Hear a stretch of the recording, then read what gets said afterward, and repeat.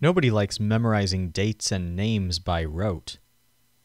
Wouldn't it be nice if you could take anything you want to remember, place it in a convenient cubbyhole, and then access it later anytime you want?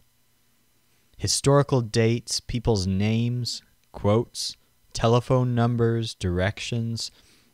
Fact is, there actually are a few people in the world who can do exactly this. There's a subculture of people out there who basically devote their lives to memory competitions where they memorize thousands of random digits, lists of random words, and the orders of shuffled decks of cards. But what would you do if you had this skill? Spend just 2 hours learning everything you need to know for an entire college history course? Spend a few minutes a day becoming a human library of information that you can show off to your friends? Maybe just never have to ask twice for directions or forget anyone's name? The fact is, those people who memorize are not savants. They're ordinary people like you or me, but each one of them was amazed at someone else with a good memory, realized how it works, and simply practiced. Actually, these tactics can easily be learned by anyone intelligent enough to speak and read. So why isn't a great memory a common thing? Why are there so few people in the world who actually make an effort to train their memory? The fact is, memory training was once a fundamental part of education. Methods on training memory have been around for 2,500 years, and the fundamental techniques haven't changed in 2 millennia. Before the printing press, a good memory was considered one of the highest skills anyone could attain, and many did attain it.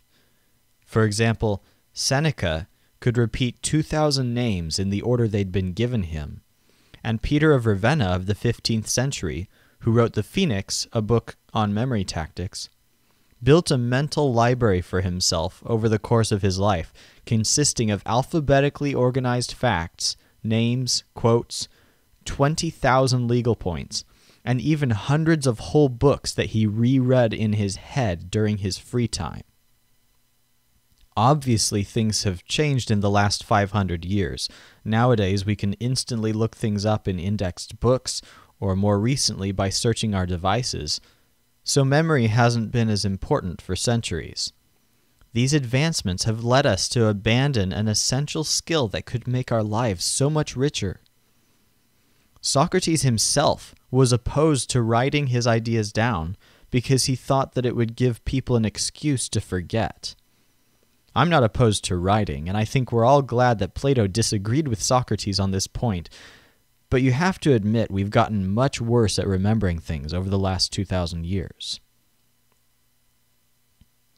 Now here's what might make you really mad. Although memory tactics are no longer taught in schools and aren't commonly known, they've never died, but unfortunately the way they've lived on is mainly through scammy self-help authors and speakers who pretend these tactics are secrets. They charge premium rates for ancient tactics that anyone can learn. In fact, these tactics have long been documented in many ancient texts you can find for free online, like the Ad Horennium. But people have been making cheap money off this stuff for centuries.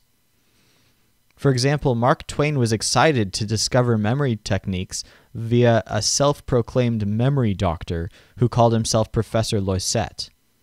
Loisette made people sign non-disclosure statements before letting them in on his absurdly overpriced methods. Mark Twain became a victim before Loisette was exposed as a fraud who was simply rehashing old ideas. Even so, Mark Twain himself saw the potential for an educational revolution and tried to develop and sell his own educational curriculum, which was essentially a history fact-learning game. But it ultimately turned out to be a business failure. Here's the moral of the story. Information should be free. The fact is, this is the 21st century, the age of the internet. It's been shown that true revolution happens when information can spread on its own through passionate people. I'm Timothy of masterofmemory.com, and I'm here to give it all away to the world for free. I see no reason to charge money when the purpose is to change the world for better. But I do need help, the help of people. Thanks to the internet, especially social media, we can get the message out to everyone if there are enough people who are passionate and excited about revolutionizing learning. If you want to take control of your memory and be a part of this community, follow the link below and sign up. You'll immediately be placed in the loop, and you'll be given the option to share our message with your Facebook friends and your Twitter followers. If you like, we can also place you in a special ambassadors group with the mission to reach as many people as possible. So don't wait. Sign up today. Masterofmemory.com is launching soon, and I'm excited to see how many people we can reach and how quickly we can revolutionize the way people learn. Click on the link and help me change history.